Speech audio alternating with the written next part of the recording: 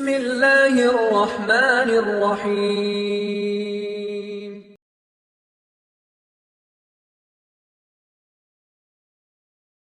السلام عليكم ورحمة الله وبركاته. لا تحزن, கவலை கொள்ளாதீர். எதிலிருந்து சகோதரரே? கடந்த காலத்துடைய பாவங்களின் நினைவுகளை கொண்டு ஒருபோதும் வாழ்க்கையில் கவலை அடையாதீர்கள். மனிதர்களாக பிறந்த எல்லோரும் பாவம் செய்யக்கூடியவர்கள்தான். எல்லா மனிதரும் விதிவிலக்கில்லாமல் மறக்க முடியாத, மன்னிக்க முடியாத, இழிவடையக்கூடிய பாவங்களை கூட எல்லா மனிதர்களும் அவர்களுடைய வாழ்க்கையில் செய்யக்கூடியவர்கள்தான். ஆனால் அந்த பாவத்திலிருந்து விலகி தன்னை மீட்டெடுத்து நற்பாதையில் தன்னை ஆக்கிக்கொண்டு இறைவனிடத்திலே வந்தவர்கள்தான் சிறந்தவர்கள் என்று இறைத்தூதர் சொன்னார்கள்.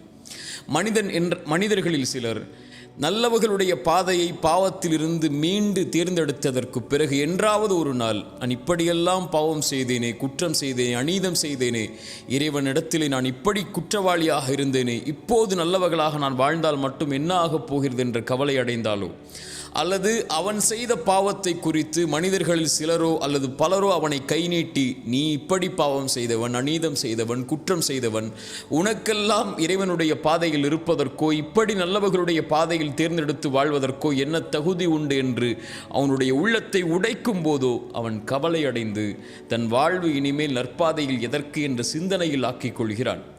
இறை நம்பிக்கை கொண்டவன் கடந்த காலத்தில் செய்த பாவத்திலிருந்து மீண்டதற்கு பிறகு ஒருபோதும் அதை குறித்து கவலையடைய வேண்டிய அவசியமில்லை. இறைமறை சொல்கிறது, வல்லதீன இதா ஃபஅலு ஃபாஹிஷதன் அவ் ظلموا أنفسهم ذكروا الله. ஒரு அடியான் நல்லவராக வாழ்வான், அவன் ஒரு நாள் மானக்கிடான செயலை செய்வான் அல்லது அநீதம் செய்வான் தனக்குத்தானே. அப்படி ஒரு கால் பாவம் செய்தாலும் கூட அவன் இறைவனை நினைவு கூறுவான். அந்த பாவத்திற்கு பிறகு தன்னை மீட்டெடுத்து நல்ல பாதையில் அமைத்து கொள்ள வேண்டும் என்ற அந்த பாவத்திலிருந்து படிப்பினை பெற்று வாழ ஆரம்பிப்பான். அவனுடைய பாவத்தை இறைவனை தவிர யார் மன்னிக்க முடியும் என்று இறைமறை கேட்கிறது. மேலும் சொல்லுகிறது, அவன் யார் தெரியுமா? வலம் யுசிர்ரு அலா மா ஃபஅலு வஹும் யஅலமூன்.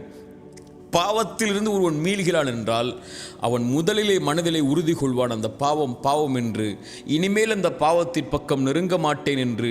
ஒருபோதும் அறிந்த நிலையில் அதே பாவத்தை மீண்டும் அவன் தொடரமாட்டான்.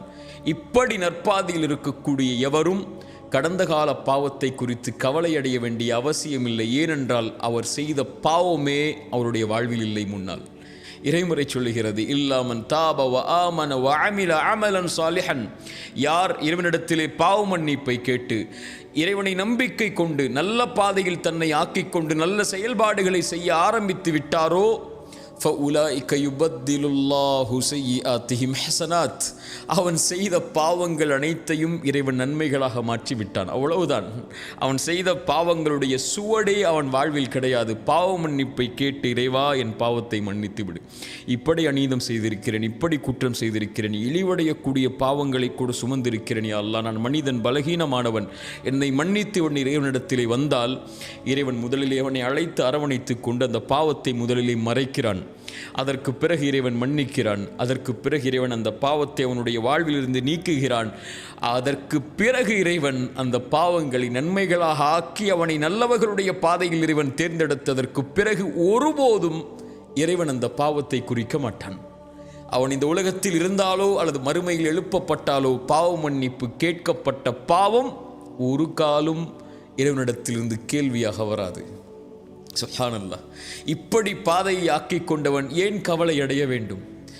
ஆனால் இறைவன் மறைத்த பாவத்தை அவனோ அல்லது இறைவன் மறைத்த பாவத்தை ஒரு அடியான் செய்திருக்கிறான். பாவம் இறைவன் அதை மறைத்து விட்டான் என்றால் மனிதர்களில் சிலரோ பலரோ இவன் பாவம் செய்தவன் என்று இறைவன் மறைத்த பாவத்தை வெளிப்படுத்தினால் அது மிகப்பெரிய பாவம்.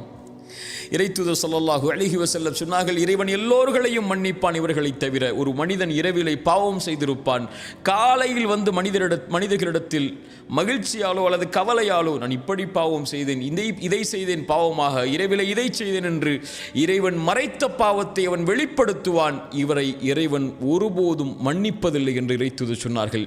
அவனே அவன் பாவத்தை இறைவன் மறைத்ததை வெளிப்படுத்தினால் இறைவன் மன்னிக்க மாட்டான் என்றால், மனிதர்கள் ஒரு மனிதன் செய்த பாவத்தை இறைவன் மறைத்திருந்தால் அதை வெளிப்படுத்தக்கூடியவர்களாக இருந்தால், யா அஹி யா உக்தி, என் சகோதரனே சகோதரியே, பயந்து கொள். இறைவன் ஒரு மனிதருக்கு ஒரு பாவத்தை மறைத்திருந்தால் அதை வெளிப்படுத்தும் போது இறைத்தூதர் ஸல்லல்லாஹு அலைஹி வஸல்லம் இடத்திலே காமிதியா என்ற குலத்திலிருந்து ஒரு பெண் வருகிறார்கள்.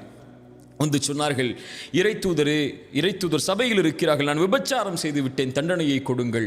இறைத்தூதர் சொன்னார்கள், பெண்ணை என்ன சொல்கிறாய்? நீ பாவ மன்னிப்பை கேள், இறைவன் மன்னிப்பான், மறைப்பான், சாட்சிகள் இல்லை, ஏன் நீனாக வந்து ஒப்புக்கொள்கிறாய்? விலகிச் செல் என்று இறைத்தூதர் அனுப்பிவிடுகிறார்கள். இறைத்தூதரிடத்தில் அந்த பெண் சொன்னார்கள், இறைத்தூதரை ஒரு தோழரை இது போல் அனுப்பினீர்கள், அதுபோல் என்னை அனுப்பலாம் என்று நினைக்காதீர்கள். நான் தண்டனையை பெறுவதற்காக என் குற்றத்தை வெளியே சொல்கிறேன். என் வயிற்றிலே கரு இருக்கிறது, குழந்தை இருக்கிறது. இறைத்தூதர் சொன்னார்கள், நீ செய்த பாவத்திற்கு குழந்தையின் தண்டனையை பெற வேண்டும், முடியாது, நீ குழந்தை பெற்றெடுத்ததற்கு பிறகு வா. குழந்தை பெற்றெடுத்ததற்கு பிறகு வந்தார்கள். பால்குடி மறந்ததற்கு பிறகு வா. பால்குடி மறந்ததற்கு பிறகு குழந்தைக்கு உணவை கையில் கொண்டு வந்து இறைத்தூதரை, குழந்தை உணவை சாப்பிடுகிறது, நீங்கள் தண்டனையை கொடுங்கள். தண்டனை நிறைவேற்றப்படுகிறது. கல்லால் எறிந்து கொலை செய்ய வேண்டும், விபச்சாரம் செய்திருந்தால் திருமணத்திற்கு பிறகு அந்த தண்டனை கொடுக்கப்படும் போது அந்த பெண்ணுடைய இரத்தம் ஒரு தோழருடைய கையில் படுகிறது. அந்த தோழர் சீ என்றார்கள், ஒரு விபச்சாரியின் இரத்தம் என்றார்கள். தொழுகை நடத்தினார்கள் பாவ மன்னிப்புக்காக. இறைத்தூதர் அந்த நேரத்தில் உமர் வந்து இறைத்தூதரை பிடித்து சொன்னார்கள், இறைத்தூதரை, ஒரு விபச்சாரிக்கு தொழுகை நடத்துகிறீர்களா?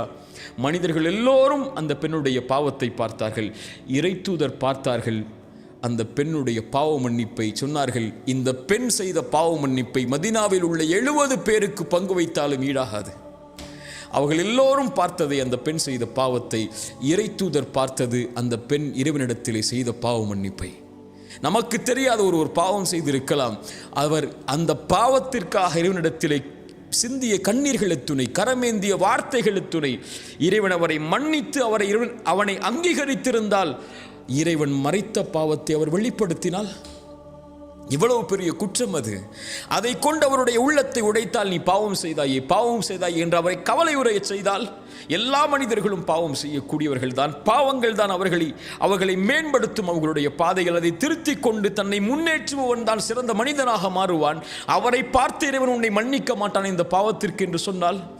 இறைத்தூதர் ஸல்லல்லாஹு அலைஹி வஸல்லம் சொன்னார்கள், 2 மனிதர்கள் உண்டு, அதில் ஒருவர் நல்லவராக இருந்தார், ஒருவர் பாவியாக இருந்தார். நல்லவர் பாவியை பார்த்து குறைத்துக்கொள் பாவத்தை என்று சொன்னார். அவர் ஒரு காலத்தில் கோபப்பட்டு சொன்னார், நீ என்னை பார்த்து எப்போது பார்த்தாலும் அறிவுரை செய்து கொண்டே இருக்கிறாய், என்னையும் என் பாவத்தையும் விடு, நீ என்ன இறைவனிடத்திலிருந்து அனுப்பப்பட்ட பாதுகாவலனா என்று சொன்னார். அந்த நல்லவர் கோபப்பட்டு, நான் உனக்கு அறிவுரை சொல்கிறேன், என்னை பார்த்தே நீ எதிர்த்து பேசுகிறாய், இறைவன் உன்னை மன்னிக்கவே மாட்டான் என்று சொல்லிவிடுகிறார். இந்த இருவரையும் மரணத்திற்கு பிறகு இறைவன் ஒன்று கூட்டுகிறான். நல்லவரை பார்த்து சொன்னான், நீ எப்படி என் உரிமையில் கை வைக்க முடியும்? நான் இவரை மன்னிக்க மாட்டேன் என்ற உறுதியை நீ எப்படி கொடுக்க முடியும்? நீ நரகத்திலே செல். அந்த பாவியை அழைத்து சொன்னான், நீ கவலை கொள்ளாதே, என் கருணையால் உன்னை மன்னிக்கிறேன், செல் என்றான். நம்முடைய பார்வையில் பாவியாக தெரிபவர்கள் இறைவனுடைய பார்வையில் யார் என்று நமக்கு தெரியாது. என் அடியார், என் தோழனை, என்னுடைய சகோதரியே, நீ ஒரு பாதையில் இருந்து மீண்டு நற்பாதையில் அமைத்ததற்கு பிறகு ஒருபோதும் இந்த மனிதர்களை குறித்து கவலை அடையாதீர்கள். இறைவன் உன்னை பார்க்கக்கூடிய பார்வை சுத்தமான பார்வையாக மாறியதற்கு பிறகு உலகமே உன்னை தவறான பார்வையில் பார்த்தாலும் அதை குறித்து கவலை அடையாமல் நல்ல பாதையில் உங்களுடைய சிந்தனைகளை வைத்துக்கொண்டு, தவறிலிருந்து பெற்ற பாடத்தை பெற்றுக்கொண்டு, சிறந்த மனிதர்களுடைய பாதையில் உங்களை ஆக்கிக்கொண்டு, உங்களுடைய மரணம் வரை அதில் தொடர்ச்சியாக இருந்து கொண்டே இருங்கள். ஒருபோதும் கடந்த காலத்துடைய பாவங்கள் உங்களை கவலையடைய செய்ய வேண்டாம். அதற்கு அவசியமில்லை. வாழப்போகின்ற வாழ்க்கை கொஞ்ச காலம். இந்த உலகத்தில் நீங்கள் மரணித்ததற்கு பிறகு இந்த மனிதர்கள் மறந்து விடுவார்கள். 100 ஆண்டுகளுக்கு பிறகு நீங்கள் வாழ்ந்த அடையாளமே இருக்காது. 200 ஆண்டுகளுக்கு பிறகு நீங்கள் வாழ்ந்த சரித்திரமே இருக்காது. இப்படி உலகமே உங்களை மறந்து விடும் போது நீங்கள் ஏன் கடந்த கால பாவத்தை நினைத்து எதிர்காலத்தை அழித்துக் கொண்டிருக்கிறீர்கள்? அப்படி மனிதர்கள் உங்களுடைய பாவத்தை நினைவு கூர்ந்து கொண்டே இருந்தால், அவர்களுடைய வார்த்தை உங்களை கவலை அடைய செய்ய வேண்டாம். இறைவன் அறிந்தவன் மறைப்பதையும் வெளிப்படுத்துவதையும். மனிதர்களுடைய வார்த்தையால் இறைத்தூதரை உங்களுடைய உள்ளம் நெருக்கமாக இருப்பதை நான் அறிகிறேன். என்னிடத்திலே வந்து விடுங்கள். சிறந்தாழ்த்தி விடுங்கள். எனக்கு முன்னால், இறைவா, நான் பாவம் செய்தேன் தான், நான் அதிலிருந்து வெளியே வந்து விட்டேன், நல்லவராக மாற முயற்சி செய்கிறேன், அந்த பாதையில் இருக்கிறேன். ஆனால் மனிதர்கள் என்னை குறை பேசுகிறார்கள், என் பாவம் என்னை உறுத்துகிறதையா அல்லாஹ், என் உள்ளத்தை திடப்படுத்து, உறுதிப்படுத்து என்று இறைவனிடத்திலே சரணடையுங்கள். இறைவன் உங்களுடைய கவலைகளை நீக்குவான். உங்களுக்கு எதிராக வரக்கூடிய வார்த்தைகளை இறைவன் ஒன்றுமில்லாமல் ஆக்குவான். லா தஹ்சன் கவலை அடையாதீர்கள் ஒருபோதும் கடந்த கால பாவத்தை நினைத்து. 3 பேர் இறைத்தூதருடைய காலத்தில் போரிலிருந்து பின்தங்கினார்கள் உலக காரணங்களால். இறைவன் அவர்களுக்கு தண்டனையை கொடுத்தான். அவர்களை ஒதுக்கி வைக்கும்படி இறைத்தூதருக்கு கட்டளையிட்டான். அவர்களுடைய உள்ளம் நெருக்கமானது, உலகம் அவர்களுக்கு நெருக்கமானது.